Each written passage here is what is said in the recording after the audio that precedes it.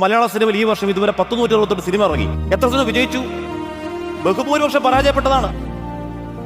243 സിനിമകൾ theatre release ചെയ്തിട്ടുണ്ട്. 16 നിലയിൽ ഒഠി 5% സിനിമകളാണ് വിജയിച്ചിട്ടുള്ളത് കഴിഞ്ഞ വർഷം. ആലോചിച്ച് നോക്കൂ ഒരു ഇൻഡസ്ട്രിയുടെ അവസ്ഥ.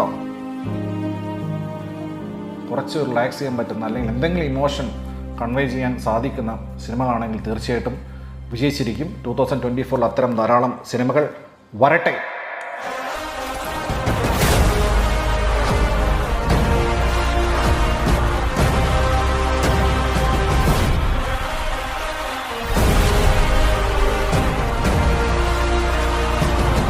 ഇനി നടക്കാൻ പോறது യുദ്ധം. ഇത് പ്രമയുഗ. Just a beginning. എടാ മോനെ